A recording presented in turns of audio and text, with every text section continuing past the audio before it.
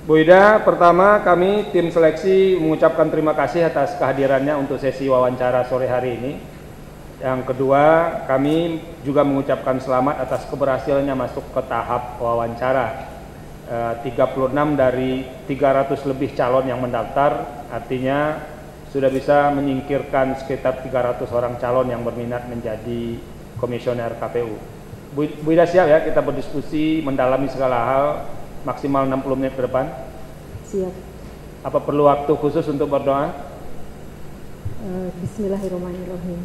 Ya, cukup bismillah saja. Katanya sudah tertampung di bismillah itu segala macam doa. Pertama, sesi wawancara ini akan dimulai oleh Bapak Profesor Komarudin Hidayat. Silakan. Ya, Mbak Ida. Alhamdulillah baik, Bro. Ya, masih Tuhan. Baiklah, saya akan mulai dengan ini ya. Para calon-calon itu ketika ditanya di ujung wawancara, siapa orang-orang yang kira-kira bisa yang Anda apresiasi menjadi referensi dalam hal teori, itu banyak menunjuk Profesor Ramlan karena nulis buku dan juga banyak training. Tapi kemudian dalam hal kinerja itu Anda banyak disebut, gitu kan? Nah, saya ingin tahu menurut Anda sendiri apa yang Anda perankan, Anda lakukan sehingga kemudian banyak teman-teman yang terkesan dengan dan apresiasi pada kinerja Anda. Apa itu? Baik, terima kasih Prof atas kesempatannya, dan saya akan mencoba menjelaskan apa yang sudah saya kerjakan selama ini di KPU, baik dulu selama di KPU Provinsi Jawa Tengah selama 2 periode, dan sekarang ini mendapat kesempatan untuk menjadi komisioner KPU periode 2012 sampai dengan periode 2017. Selama bekerja di KPU, yang saya pegang itu adalah prinsip-prinsip penyelenggaraan pemilu yang berpegang pada peraturan perundang-undangan. Sejatinya tidak lebih dari itu. Dan di dalam bekerja, tiada lain bagi penyelenggara pemilu yang menjadi pedoman utama itu adalah berpegang pada norma hukum dan juga kode etik penyelenggara pemilu. Hal lebih yang bisa saya lakukan pada saat saya di KPU adalah bahwa di KPU ini mempunyai satu peranan yang cukup strategis, diberikan mandat, diberikan delegasi wewenang untuk menyusun peraturan di bawah undang-undang. Nah, di dalam menyusun regulasi, KPU dituntut mampu menerbitkan sebuah kebijakan yang memberikan kepastian hukum. Dalam menerbitkan satu kepastian hukum pemilu, tidaklah mudah bagi penyelenggara pemilu. Mengapa? Karena sebagaimana diketahui bahwa undang-undang ini sebagai sebuah produk politik yang tentu prosesnya sangat dinamis, dan kemudian hasilnya tentu jauh dari nilai kesempurnaan. Oke, itu normatifnya ya. Ya. Sekarang yang sudah Anda lakukan sebagai kontribusi, achievement atau terobosan itu apa kaitan dengan yang Anda bicarakan itu? Ya, sebagai pengampu divisi hukum, banyak hal yang saya lakukan. Yang pertama, bagaimana menginternalisasi nilai-nilai pemilu demokratis yang di dalamnya mensyaratkan adanya partisipasi. Kemudian yang kedua, harus mewujudkan adanya keadilan. Nah, kembali kepada rujukan pedoman KPU di dalam bekerja, yaitu berpegang pada peraturan perundang-undangan, maka di dalam menyusun satu regulasi kami harus mencermati terlebih dahulu norma hukum yang punya potensi persoalan multitafsir. Saya contohkan misalnya berkaitan dengan pengaturan atau regulasi verifikasi partai politik. Kemudian bagaimana aturan main, prosedur mekanisme pencalonan anggota DPR dan DPRD. Di sana kami menemui beberapa ketentuan pasal yang kontradiktif dan multitafsir. Nah, disinilah peran KPU untuk membuat satu kebijakan yang mampu memberikan kepastian hukum, kesetaraan, dan keadilan. Salah satu contoh misalnya terkait dengan isu keterwakilan perempuan yang di dalam proses pembahasan dengan DPR cukup dinamis, ada perbedaan pandangan, tetapi entah demikian di dalam forum internal KPU saya mengusulkan agar KPU tetap pada pendiriannya untuk mewujudkan kesetaraan dan keadilan gender. Oke, sampai di situ saya pahami. Nah, kemudian bisakah tidak ngasih berbagi pengalaman,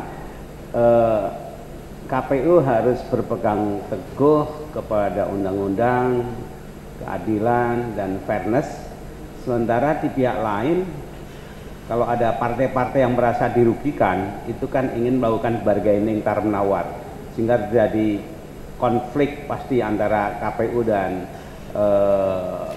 parpol.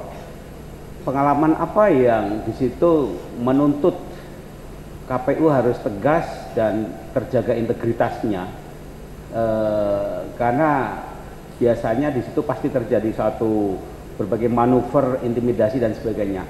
Apa pengalaman yang sangat mengesankan yang bisa dibagi dengan kami? Baik, Prof. Ada satu pengalaman yang dalam pandangan saya cukup fenomenal ya di dalam penyelesaian sengketa verifikasi partai politik. Jadi pada waktu kami mengambil satu keputusan, beberapa partai politik dinyatakan tidak memenuhi syarat, kami diminta akuntabilitas dan digugat melalui proses hukum. Nah, di dalam menghadapi satu proses hukum itu, saya menyampaikan kepada jajaran KPU Provinsi Kabupaten Kota bahwa yang menjadi tugas utama di dalam menghadapi sengketa hukum itu adalah salah satu sarana untuk mempertanggungjawabkan bagaimana proses dan hasil verifikasi yang sudah dilakukan oleh KPU. Mengapa partai politik dinyatakan memenuhi syarat dan mengapa partai politik dinyatakan tidak memenuhi syarat. Dalam pandangan saya itulah nilai akuntabilitas penyelenggara.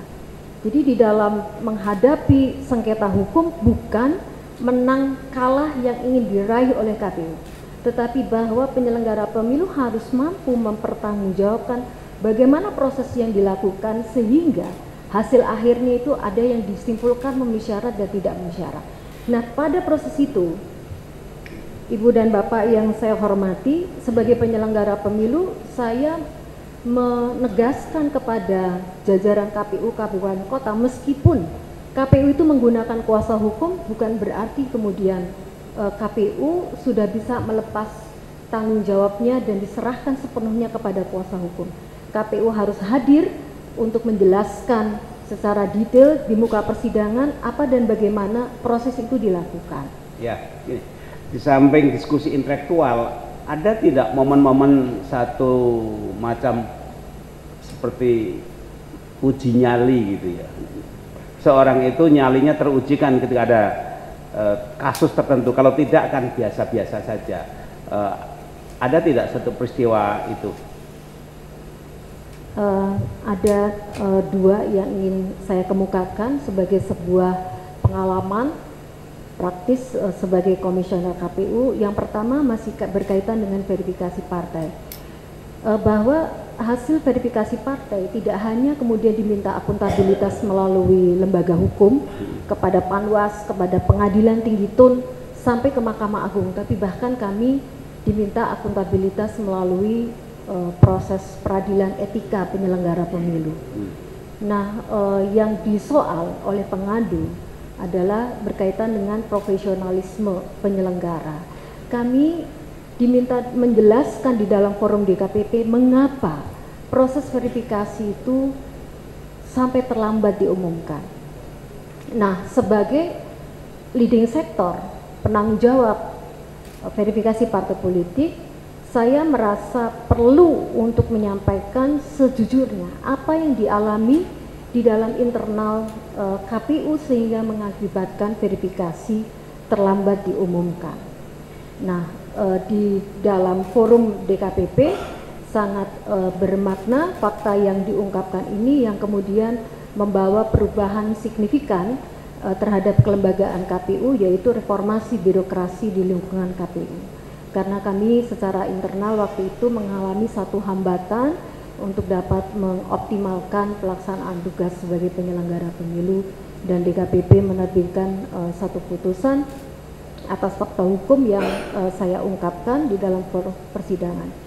Kemudian yang kedua berkaitan dengan kewenangan KPU untuk menyusun peraturan. Di dalam proses konsultasi dengan DPR, tidak kurang dan tidak jarang ada satu tekanan begitu ya, karena berbagai kepentingan yang ada di lembaga politik, dan disitulah diuji bagaimana integritas penyelenggara pemilu, kemandirian penyelenggara pemilu untuk berpegang pada prinsip-prinsip penyelenggaraan pemilu yang adil, jujur, dan seterusnya dan seterusnya. Nah, saya contohkan misalnya yang terakhir, kasus yang terakhir pada saat kami mengkonsultasikan rancangan peraturan KPU tentang pencalonan anggota, pencalonan gubernur, bupati, wali kota. Ada satu norma yang kemudian ditafsirkan secara luas oleh DPR dan diminta kepada KPU untuk dalam tanda kutip mengikuti kehendak pembentuk undang-undang. Nah, satu pasal yang konkret itu adalah berkaitan dengan syarat calon. Bunyinya selengkapnya, undang-undang mengatakan salah satu syarat menjadi gubernur, bupati, wali kota adalah tidak pernah sebagai terpidana, berkekuatan hukum tetap. Memahami ketentuan pasal ini, maka tiada tafsir lain terhadap norma ini bahwa yang berstatus terpidana itu tidak dapat mencalonkan diri. Tetapi kemudian DPR memberikan penafsiran lebih luas bahwa dalam hal calon berstatus sebagai terpidana, jenis sanksi hukumannya itu percobaan, maka menurut DPR itu dapat mencalonkan diri. Nah, di dalam proses itu kami menyampaikan, saya yang menjadi juru bicara KPU menjelaskan tentang rancangan peraturan KPU. Kami mengatakan bahwa sulit bagi kami untuk dapat menerima usulan DPR yang mengecualikan norma yang ada di dalam undang-undang. Nah, kemudian proses itu berlangsung cukup lama perdebatannya untuk satu pasal saja, berlarut-larut, hampir 1 bulan. Nah, kemudian terakhir ketika kami terus ditanya, kami tetap pada pendirian bahwa pasal itu tidak bisa diakomodir dalam peraturan KPU, itu norma baru, sangat berbeda dengan norma induk yang ada di dalam undang-undang. Dan sampai batas akhir kami tetap pada pendirian, dan pada saat kami break, saya diajak ngobrol dengan Bapak Ketua Komisi 2, bagaimana KPU?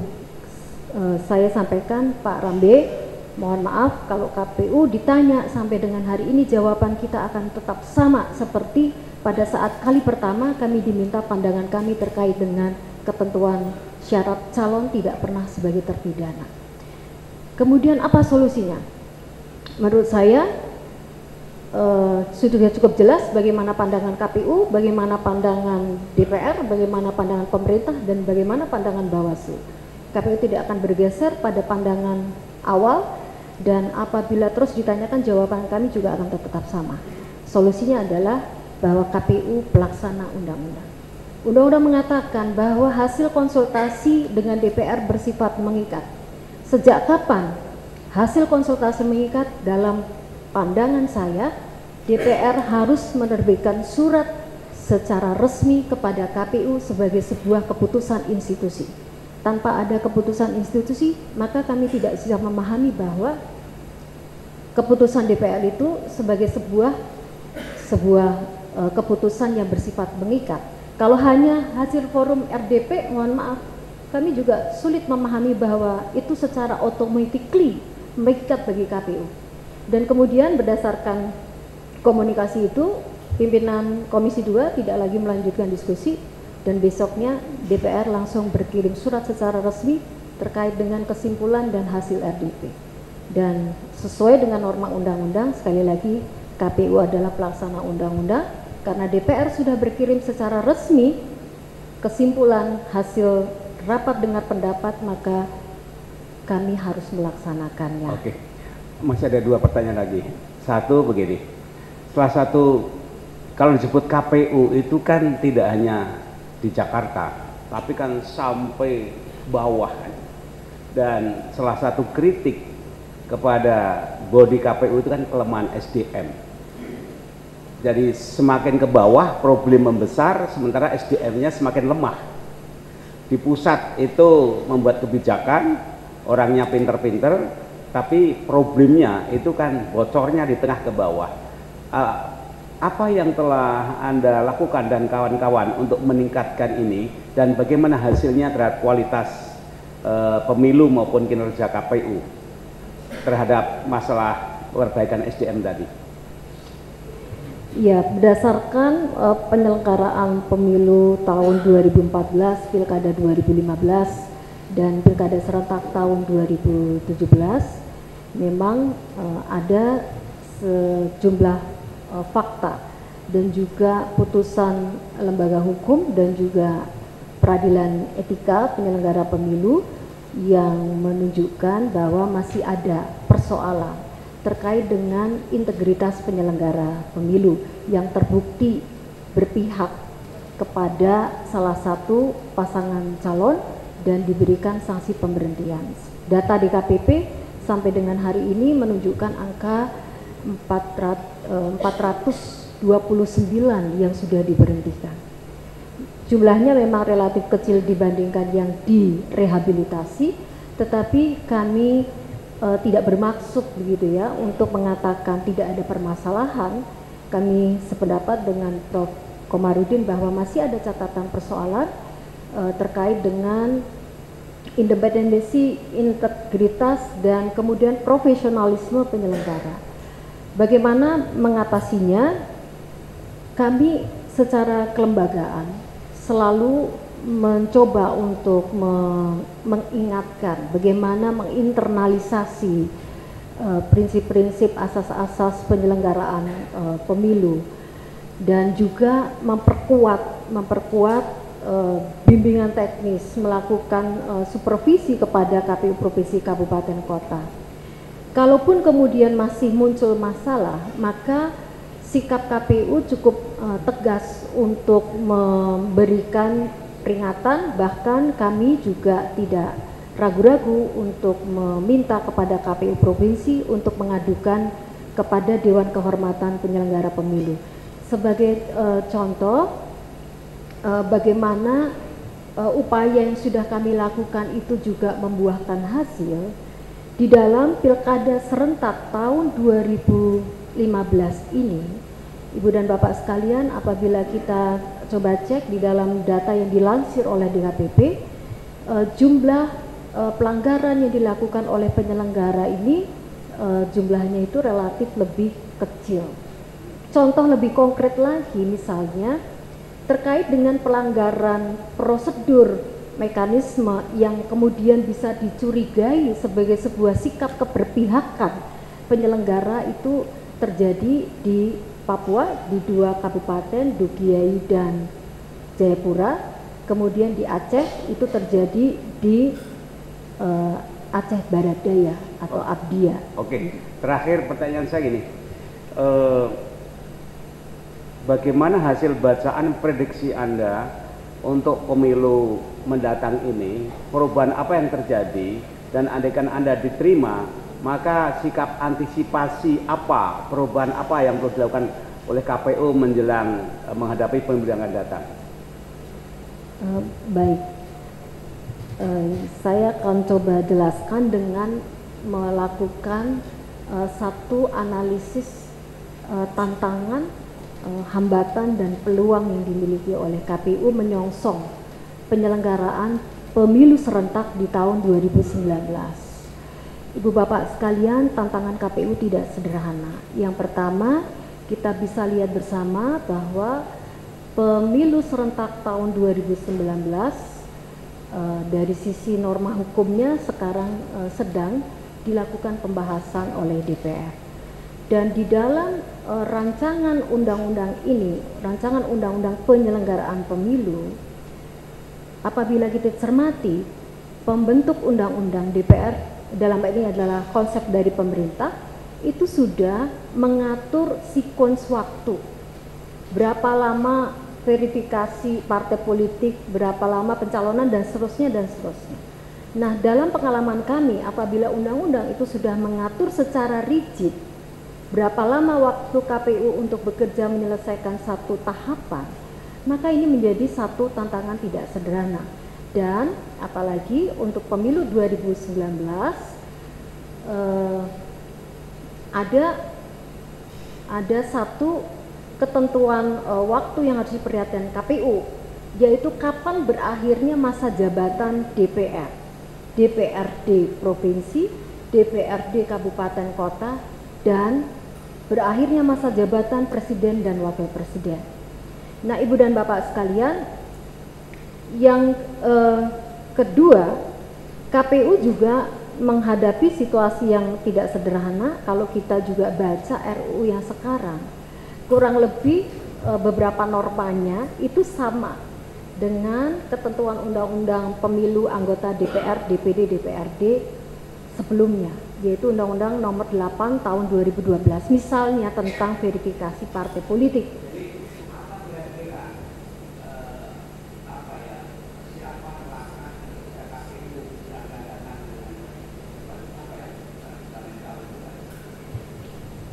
Ya, yang pertama dari aspek regulasi itu menjadi satu tantangan. Yang kedua, sebelum nanti sampai pada apa yang seharusnya dilakukan, hambatan KPU itu terkait dengan regulasi yang memberikan kewajiban kepada KPU sekali lagi untuk berkonsultasi kepada DPR dan pemerintah di dalam menyusun peraturan. Dalam pengalaman kami, proses konsultasi ini prosesnya itu tidak sederhana, cukup panjang, apalagi apabila ada kepentingan dari lembaga politik.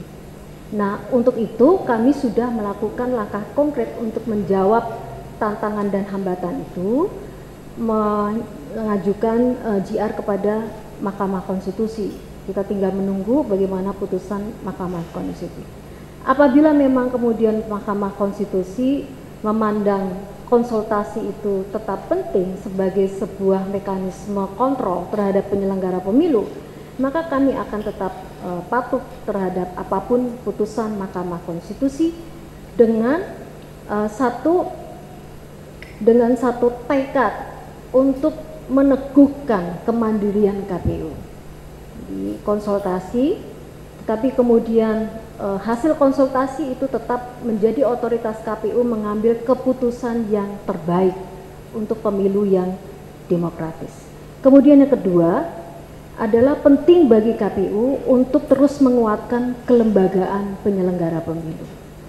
Kelembagaan penyelenggara pemilu saat ini struktur organisasinya itu belum ideal, belum sesuai dengan kebutuhan karakteristik kelembagaan KPU.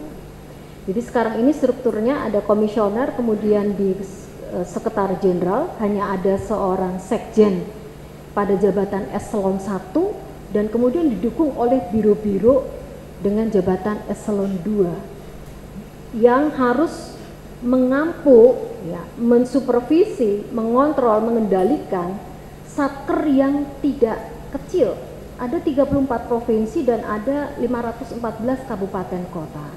Nah, untuk itu solusinya adalah sebelum DPR pemerintah merumuskan undang-undang, kami sudah terlebih dahulu mengusulkan bahwa OTK ideal bagi penyelenggara pemilu itu adalah sekurang-kurangnya itu ada lebih dari 4 pejabat eselon 1. Ada sekjen, ada deputy, dan juga ada satu orang inspektorat utama ya, yang kemudian didukung oleh biru-biru. Demikian juga mengikuti perubahan SOTK di tingkat provinsi, kabupaten, kota. Itu secara kelembagaan. Dan kemudian bagaimana prosedur mekanisme pengisian jabatan di lingkungan sekretariat KPU itu juga menjadi satu hal yang penting untuk melepaskan diri dari potensi ketidaknetralan penyelenggara. Itu yang sudah dilakukan secara terbuka menurut Undang-Undang ASN. Terima kasih Prof. Komar. Berikutnya Ibu Valina. Terima kasih Pak Ketua. Saya satu pertanyaan saja untuk Bu Ida. Bu Ida mengatakan di dalam makalah bahwa integritas adalah sebagai sesuatu yang tidak bisa ditawar-tawar sebagai seorang penyelenggara pemilu.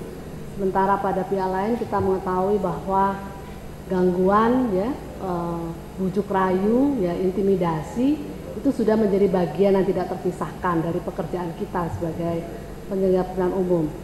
Yang menarik di sini Bu Ida memberi skor 100 ya untuk integritas. Nah, mungkin Bu Ida bisa jelaskan begitu ya, mengapa sampai memberi skor 100 gitu berdasarkan pengalaman yang ditemui di lapangan selama ini sejak menjadi anggota KPU, Ketua KPU Provinsi Jawa Tengah sampai hari ini. Silakan. Terima kasih Ibu Valina. Ibu Bapak yang saya hormati, integritas dalam pandangan saya itu bukanlah kertas kosong. Integritas dalam pandangan saya itu adalah bagaimana konsistensi sikap terhadap prinsip-prinsip yang dianut, dan bagaimana konsistensi antara prinsip-prinsip yang dianut dengan sikap perilaku seseorang.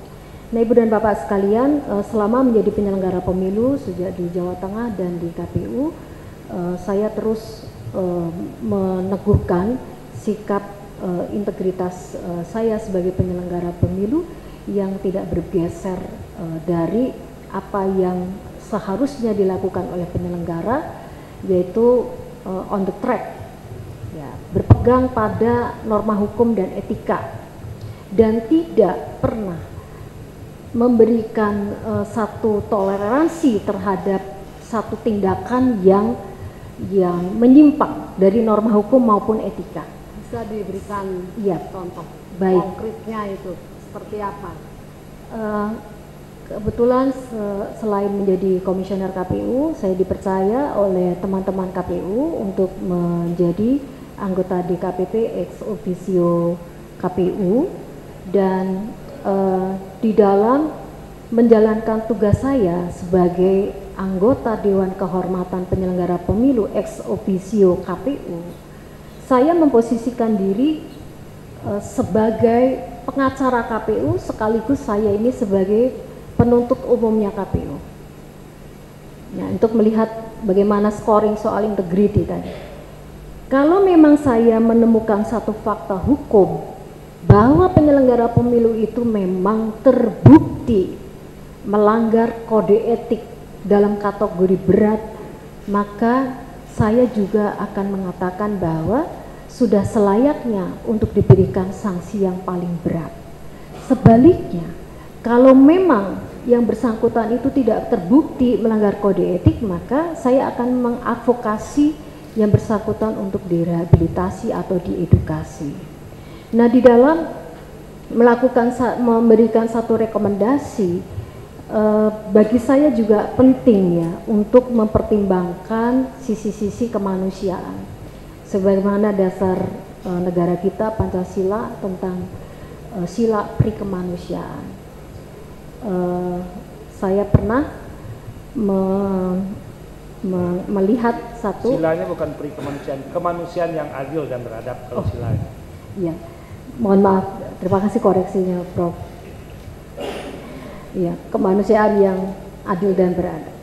Nah, di dalam menghadapi satu kondisi yang bersangkutan itu memang sudah terbukti, tetapi menghadapi satu kondisi juga si teradu perempuan komisioner dan sedang hamil tua.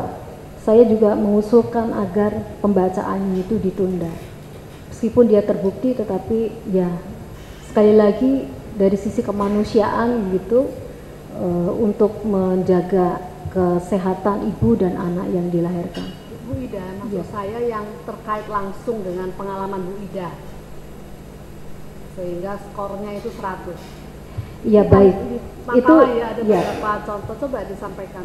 Itu salah satu. Kemudian contoh yang berikutnya, ada kasus-kasus begitu ya yang saya hadapi secara langsung. Ada sikap perilaku yang tidak seharusnya dilakukan oleh penyelenggara pemilu. Contoh kasus waktu saya pertama kali setelah dilantik sebagai komisioner KPU Republik Indonesia, saya mengadakan rapat kecil sesuai dengan divisi yang saya ampu. Saya menegaskan kepada jajaran sekretariat bahwa prinsip saya adalah saya tidak pernah akan memberikan toleransi terhadap sikap perilaku yang tidak sesuai dengan norma hukum dan etika. Dan saya meminta sekretariat untuk menjalankan tugas wewenangnya, membantu KPU menyusun rancangan kebijakan. Dan kemudian datang kepada saya pejabat dan beberapa staf di Biro Hukum mengajukan itu yang lalu ya Bu. Yang lalu mengatakan bahwa ada kegiatan yang di-arrange di luar kota, dan kemudian saya mencoba untuk meminta penjelasan. Kegiatan ini maksud dan tujuannya itu apa? Outcome-nya itu apa? Yang bisa berdampak langsung terhadap pengembangan kelembagaan KPU, khususnya dalam penyusunan regulasi KPU. Nah pada saat itu tidak bisa dijelaskan, ya sudah silahkan Anda perbaiki. Kemudian konsep itu balik lagi ke saya, masih tetap yang sama. Kemudian saya minta untuk didatangkan. Ini maksudnya bagaimana? Beberapa kali sudah kita dialogkan, tapi kalau tidak ada penjelasan, saya tidak mau kegiatan ini dilaksanakan. Dan kemudian secara jujur disampaikan oleh sekretariat, mohon maaf, memang kami kesulitan untuk menjelaskan apa output outcome karena kegiatan ini sejatinya dimaksudkan untuk menutup kegiatan lalu yang tidak bisa dipertanggungjawabkan. Nah, kegiatan yang lalu tidak bisa dipertanggungjawabkan itu yang seperti apa? Akhirnya kemudian saya giring beberapa pejabat dan staf itu ke ruangan Pak Sekjen, dan saya meminta Pak Sekjen untuk menelusuri lebih lanjut terkait dengan hal itu. Dan kemudian hal lain terkait dengan ujian integritas saya sebagai penyelenggara pemilu di KPU Republik Indonesia, seperti yang tadi saya kemukakan pada saat melakukan verifikasi partai politik, tekanan cukup berat ya pada saat kami mengumumkan partai-partai tidak memenuhi syarat, SMS yang isinya macam-macam lah, ada ancaman, ada hujatan, dan ada maki-makian, tetapi bagi saya itu tidak mempengaruhi bagaimana KPU teguh pada keputusannya, dan juga meyakini bahwa seluruh proses dan hasil KPU itu bisa dipertanggungjawabkan. Puji syukur alhamdulillah berdasarkan proses persidangan hanya 2 yang terkoreksi oleh lembaga peradilan, yaitu PKP Indonesia dan Partai Bulan Bintang. Ibu dan Bapak sekalian, tanpa mengurangi rasa hormat saya kepada 2 partai politik ini, sebagaimana kita ketahui dari hasil pemilu juga hanya 10 partai politik yang kemudian dapat mengisi kursi di DPR. Itu sebagai sebuah keyakinan bahwa pekerjaan KPU, pelaksanaan tugas KPU itu bisa dipertanggungjawabkan, bahwa mempertanggungjawabkan itu di dalamnya itu ada prinsip-prinsip yang dianut sehingga KPU mampu mempertanggungjawabkan seluruh pelaksanaan tugasnya. Yang ketiga ya terkait dengan tadi proses penyusunan regulasi peraturan KPU, Ibu dan Bapak sekalian, kami mempresentasikan rancangannya, mendapat tanggapan dari fraksi yang ada di Komisi 2 dan perdebatan yang kadang cukup melelahkan, tetapi juga kami tidak akan bergeser apabila kami meyakini bahwa pendapat kami itu memang dimaksudkan untuk melahirkan sebuah pemilu yang lebih baik begitu di masa yang akan datang. Ya, saya kira itu sesuatu yang memang harus demikian. Anggota KPU harus punya integritas yang baik. Kalau di KPU pusat ini sudah, katakanlah sudah cukup baik. Nah, ini bagaimana caranya ini, Bu Ida sebagai seorang anggota KPU pusat ini untuk membangun penyelenggara pemilu provinsi, kabupaten kota sampai yang ad hoc itu supaya punya integritas, sebab muara semua persoalan yang muncul di dalam proses tahapan pemilihan umum sebetulnya bermula dari integritas yang rendah itu. Silakan. Baik, Ibu Bapak sekalian, bagaimana mewujudkan penyelenggara pemilu yang berintegritas khususnya di level provinsi dan kabupaten kota, tentu dimulai dari tahapan seleksinya, seleksi KPU provinsi dan seleksi KPU kabupaten kota. Pada tahapan ini Ibu dan Bapak sekalian, kami berusaha untuk mendapatkan penyelenggara yang terbaik dari proses seleksi yang tidak sederhana di provinsi maupun kabupaten kota. Dan kemudian setelah terbentuk KPU-nya, Ibu Bapak sekalian, kami juga tidak kurang-kurang untuk melakukan satu pembinaan, melakukan supervisi, menginternalisasi nilai-nilai kekpu-an kepada KPU provinsi, KPU kabupaten kota. Tetapi apabila memang di dalam pelaksanaannya kemudian ada sikap perilaku yang tidak sesuai dengan norma hukum dan etika, maka ada juga mekanisme yang bisa ditempuh oleh KPU sebagai atasan langsung untuk memberikan sanksi administrasi kepada yang bersangkutan.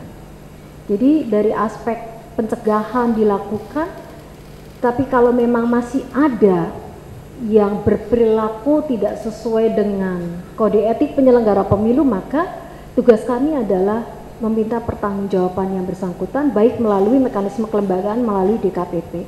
Dan itu sudah kami buktikan di beberapa kasus seperti di Halmahera Selatan, Halmahera Tengah. Itu adalah perintah KPU agar yang bersangkutan diberhentikan secara tetap karena memang dari hasil asesmen kami melalui KPU provinsi sudah dibimbing, sudah dibina, tetapi mereka tidak patuh dan kemudian harus diberhentikan. Saya harapkan nanti apabila terpilih kembali sebagai anggota KPU, saya harap melakukan semacam evaluasi untuk sebuah kebijakan baru terkait sistem rekrutmen di KPU, juga di Bawaslu saya kira, untuk bagaimana supaya penyelenggara di bawah ini adalah tidak hanya berintegritas tapi juga mandiri dan punya kapasitas. Terima kasih Pak Ketua. Terima kasih Bu Valina. Sebelum ke Pak Sudarmo, Terima kasih sarannya Ibu Puan. Ibu Ida, sebentar. Ini salah satu yang jadi bahan pergunjingan kita itu kan di tingkat menteri-menteri aja, presiden aja sekarang kalau naik pesawat itu nggak mau kelas bisnis sekarang. Tapi anggota KPU kemana-mana mengadakan perjalanan dinas baik ke dalam maupun luar negeri itu nggak pernah yang mau naik ekonomi. Gimana pandangan Bu Ida soal ini? Baik, terima kasih.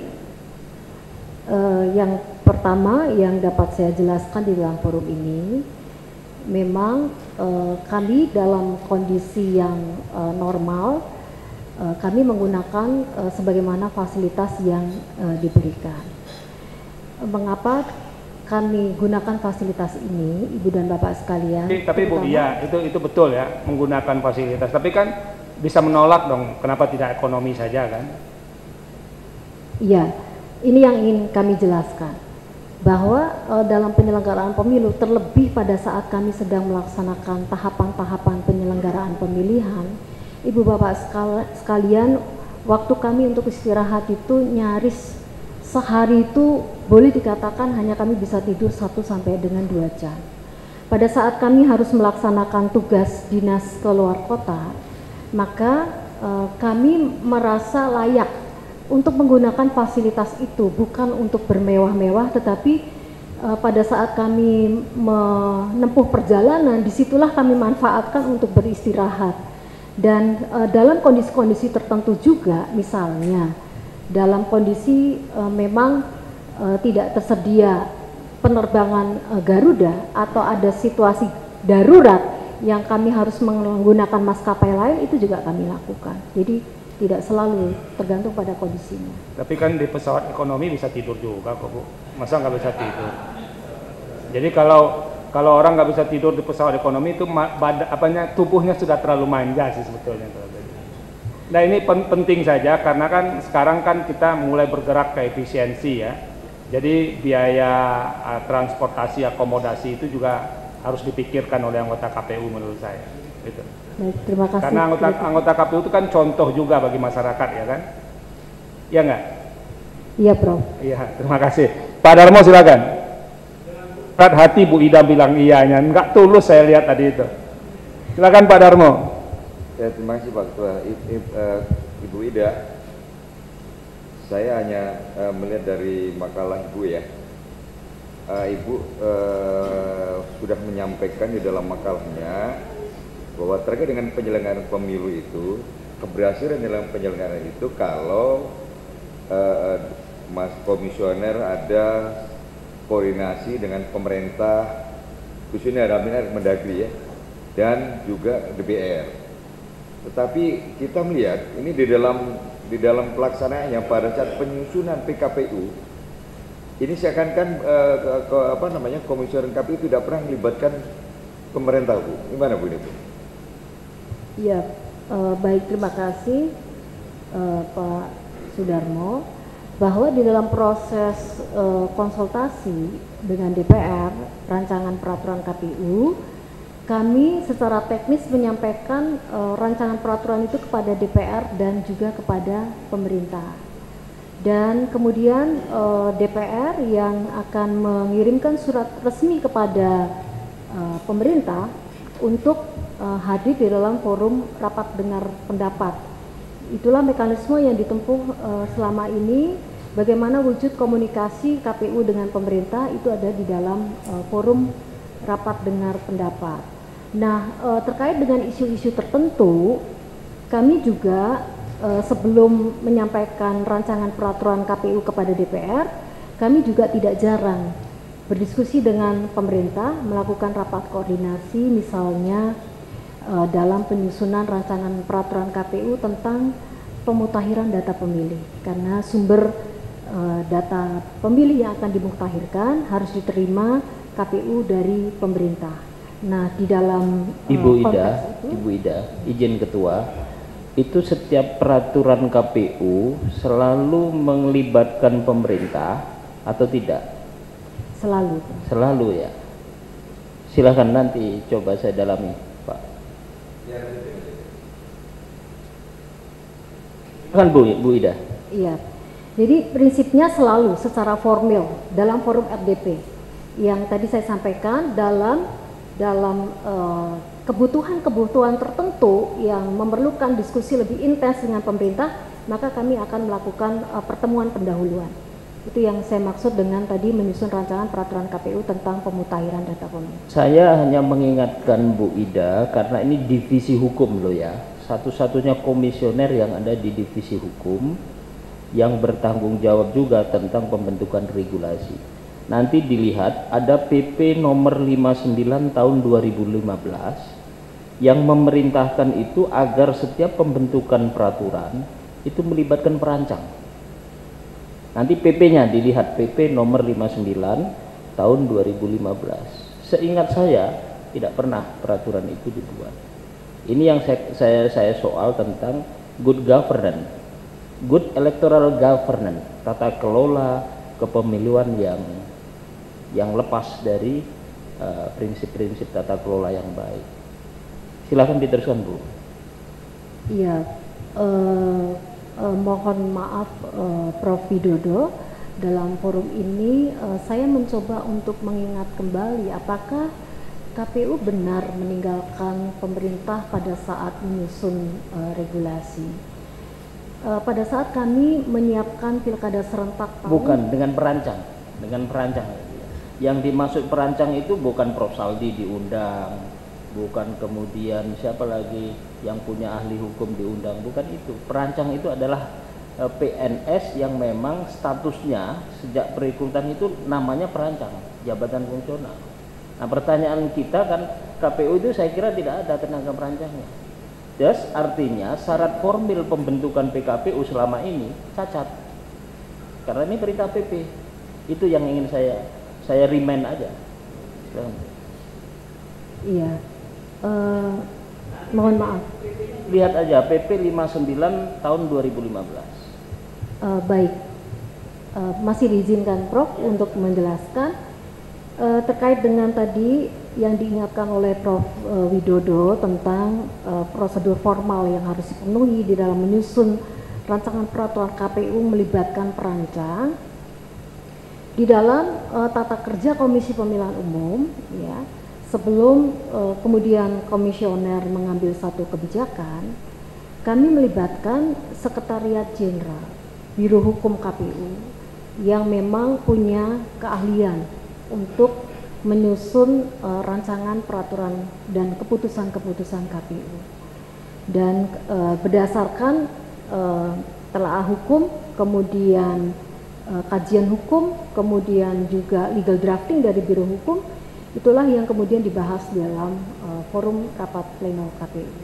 Dan jauh sebelum KPU mengambil keputusan, sekali lagi memahami pelaksanaan tugas KPU itu perlu melibatkan pemangku kepentingan utama, DPR, pemerintah, partai politik, masyarakat luas dalam isu-isu tertentu. Sekali lagi kami memandang perlu untuk melakukan komunikasi, mengkonfirmasi beberapa hal yang kami pandang perlu mendapatkan penjelasan dari lembaga-lembaga yang memang mempunyai kompetensi.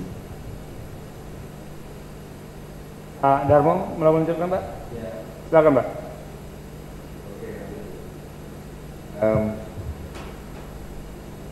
Ini terkait dengan masalah pasal 22 Undang-Undang 8 tahun 2012 tentang pemilihan DPR, DPD, dan DPRD. Bahwa di situ berbunyi daerah pemilihan anggota DPR adalah provinsi, kabupaten, kota. Dan daerah pemilihan sebenarnya ada pada ayat 1 tertera dalam lampiran yang tidak terpisah dari undang-undang. Artinya bahwa untuk penyusunan dapil ini itu waktu itu tidak masuk di undang-undang, tapi dimasukkan dalam lampiran undang-undang nomor 8 ini Bu. Artinya lampiran ini yang membuat adalah KPU, yang muncul dapil waktu itu KPU, ya kan?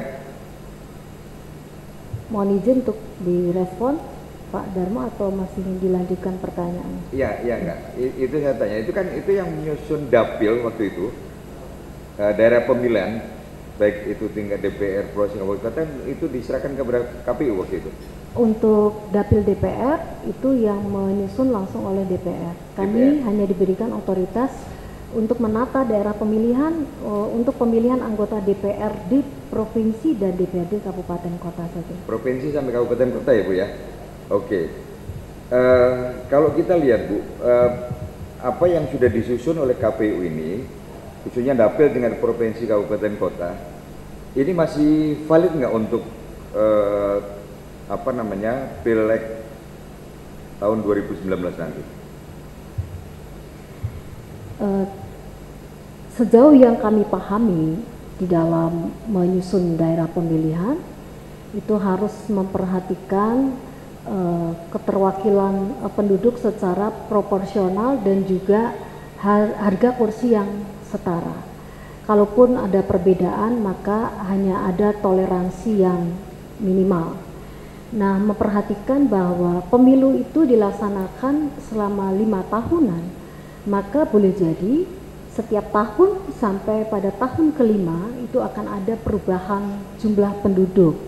Dengan demikian untuk setiap penyelenggaraan pemilu menurut ideal kami itu perlu dilakukan evaluasi terhadap penataan daerah pemilihan untuk menyesuaikan perubahan jumlah penduduk pada setiap daerah di provinsi, di kabupaten, kemudian maupun di tingkat kecamatan atau tingkat desa.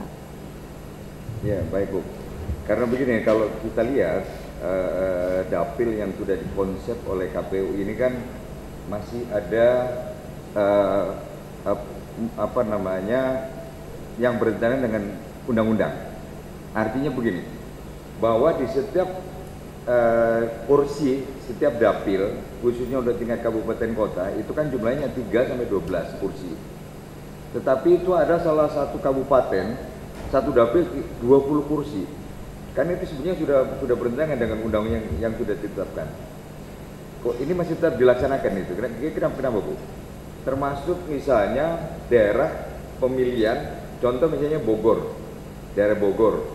Bogor itu satu dapil sendiri, tapi dapilnya itu Bogor dengan Cianjur.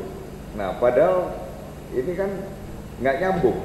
Belum lagi dapil yang ada di Papua. Papua itu ujung ke ujung ini satu dapil, sementara di tengah ini satu dapil ini saya tidak tahu dulu bagaimana perencanaan penyusunan dapil yang dibuat oleh KPU ini. Kami jelaskan dari aspek historinya. Jadi pada penyelenggaraan pemilu tahun 2004, gitu ya, waktu itu di undang-undang sudah diatur alokasi kursinya itu minimal 3, maksimal 12. Dan karena sudah ditentukan secara rigid di dalam ketentuan undang-undang, ada memang beberapa dapil yang alokasi kursinya melampaui ketentuan yang ada di dalam undang-undang. Mengapa? Karena di dalam undang-undang sendiri juga tidak memberikan solusi. Bagaimana apabila pada satu daerah pemilihan itu kemudian alokasi kursinya melampaui ketentuan maksimal yang ditentukan oleh undang-undang itu sendiri, sementara undang-undang juga tidak mengatur apakah misalnya KPU boleh membelah, misalnya dalam satu kabupaten itu terbelah kecamatannya, sehingga jumlah alokasi kursinya itu tidak melampaui batas maksimum yang ditentukan. Nah, kemudian hal ini masih tetap sama terjadi pada pemilu tahun 2009. Koreksinya adalah pada pemilu tahun 2014. KPU di dalam undang-undang itu sudah disebutkan diminta untuk mengevaluasi kembali melakukan penataan daerah pemilihan, dan prinsipnya dalam setiap daerah pemilihan itu tidak boleh lebih dari 12 kursi. Dan kemudian KPU juga boleh membentuk satu daerah pemilihan untuk apabila membelah daerah pemilihan yang boleh jadi kecamatannya itu kecamatannya tidak terletak pada satu kabupaten atau desanya tidak terletak pada satu kecamatan yang sama, sehingga penataan daerah pemilihan di tahun 2014 itu relatif sudah lebih baik dibandingkan pada pemilu sebelumnya. Yang menjadi persoalan adalah justru penataan daerah pemilihan untuk DPR RI, di mana pada satu daerah provinsi itu masih underrepresentatif, jumlah penduduknya itu tidak sesuai dengan alokasi kursi yang disediakan. Misalnya contohnya itu terjadi di Jawa Barat. Di Jawa Barat, kemudian yang kedua terjadi di Provinsi Riau yang masih underrepresentatif, itu sebagai sebuah contoh. Dan sebuah pembentukan daerah pemilihan yang baik, yang ideal, dapil DPR itu mestinya terintegrasi dengan dapil di provinsi. Demikian juga dapil di provinsi itu integrated dengan dapil di kabupaten kota. Nah, salah satu yang menjadi satu tantangan penyelenggara pemilu yang akan datang adalah masih menyisakan PR penataan daerah pemilihan, karena sejauh yang kami ikuti di dalam rancangan undang-undang penyelenggaraan pemilu, penetapan daerah pemilihan untuk memilih anggota DPR itu masih ditentukan oleh DPR. Dan kalau sudah ditentukan DPR, ya KPU harus melakukan penyesuaian bagaimana penataan daerah pemilihan di level provinsi. Iya baik Bu. Emang itu perlu nanti Bu, perlu disinergikan lagi dapilnya tingkat DPR dengan provinsi, kabupaten, kota. Karena kalau kita lihat memang kalau Ibu tadi sampaikan, nah bolehlah ada perbedaan satu kecamatan, satu desa yang ada di kecamatan dalam satu kabupaten mungkin ini masuk make sense ya, masih masuk akal. Tapi kalau sudah antara kabupaten dengan kabupaten, ujung dengan ujung di antara Papua ini kan ini si calon ini berapa biaya yang dibutuhkan untuk melakukan kampanye untuk konstituennya itu. Ini persoalan juga. Ini yang mungkin menjadikan biaya untuk pileg ini pemilihan ini bisa membengkak itu. Ini kan perlu pemetaan ulang. Yang terakhir barangkali ini aja Bu, mungkin saya minta pandangan Ibu. Mungkin Ibu nanti tetap mudah-mudahan masih tetap terpilih sebagai komisioner di KPU Pusat. Tentunya akan menyelenggarakan pileg ya tahun 2019 termasuk juga Pilpres. Kira-kira menurut Ibu sistem pemilu yang mana yang terbaik ya dari dihadapkan kepada tugas pokoknya KPU? Saya belajar dari buku Prof. Ramlan. Pada prinsipnya tidak ada sistem pemilu yang terbaik, harus dicari sistem pemilu yang paling cocok. Nah, Ibu dan Bapak sekalian, memang setiap pilihan sistem pemilu itu ada kelemahan dan juga ada kelebihannya. Seperti yang sudah dialami di negara kita, sudah mengadopsi sistem proporsional, di mana metode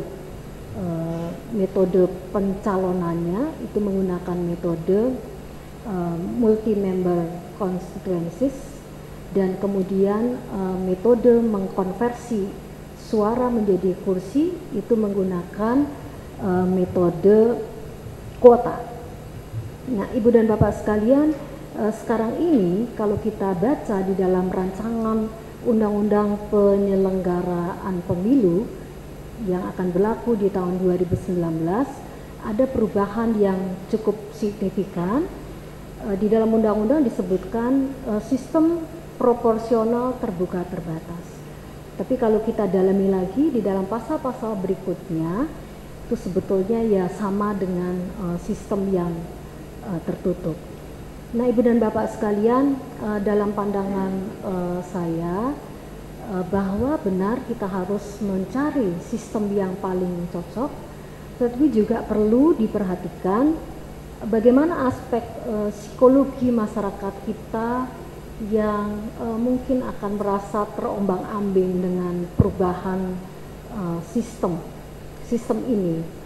Ya, dalam pandangan saya, kekurangan yang ada di dalam sistem yang sudah kita adopsi itu bisa ditempuh satu strategi bagaimana menutup kelemahan-kelemahan dari sistem itu. Tetapi sekali lagi, dalam posisi saya sebagai penyelenggara pemilu tidak dalam kapasitas untuk mengatakan sistem mana yang paling cocok untuk diadopsi, karena penyelenggara pemilu ini adalah pelaksana undang-undang yang harus mampu beradaptasi dan mengimplementasi dari kebijakan politik yang sudah ditempuh oleh DPR. Kalau dari segi penyelenggara, waktunya sudah habis ini, sudah lebih 60 menit. Iya. kalau dari Pak Ketua sedikit saja. Kalau dari segi penyelenggara, sebetulnya yang mana yang paling mudah? Terkait nanti ya pemilu serentak 2019. Apabila saya ditanya sebagai penyelenggara, tentu jawabannya adalah sangat praktis. Bagi penyelenggara yang mudah adalah sistem proporsional tertutup karena tidak terlalu rumit dari aspek logistik pemilunya, apalagi mau dilakukan secara serentak bersama dengan pemilu presiden wakil presiden, dan dituntut penghitungan suara selesai pada hari yang sama. Cukup ya. Ya, pertanyaan itu sebetulnya tidak harus dijawab sebetulnya, karena itu kan masih kontroversial. Tapi nggak apa-apa karena sudah memilih dari segi pelaksanaannya, mau apa lagi. Bu Ida, ini kalau Ibu terpilih, itu kan masih ada 6 calon lain. Kira-kira siapa 6 yang lain yang kredibel yang bisa bekerja sama dengan Ibu Ida untuk jadi calon anggota KPU ke depan? Mohon maaf, Prof, wajib dijawab. Kita minta dijawab, tapi kalau memilih tidak dijawab juga nggak apa-apa, kan bahagian juga kita menilai calon sih sebetulnya. Ya, baik, karena saya menghormati pertanyaan dari Bapak Ketua Timsel beserta dengan anggota. Pada prinsipnya saya bisa bekerja sama dengan siapapun, tapi kalau harus menyebut nama, maka saya akan kembali menyebut 4 kolega saya yang sekarang ini menjadi kandidat, ya. Ditambah 1 calon bernama Idewa Raka Sandi. Oke, satu lagi. Kemudian yang kedua, berdasarkan pengamatan selama ini yang saya cukup kenal integritas dan juga kinerjanya, saya pandang baik, itu adalah Ibu Umi Rifdawati. Oke. Terima kasih Bu. Ada form yang bisa diisi, bisa juga tidak. Kalau berkenan ditandatangani dan dibacakan secara terbuka. Meskipun waktunya sudah lebih nih sebetulnya, 1 menit dari 60 menit.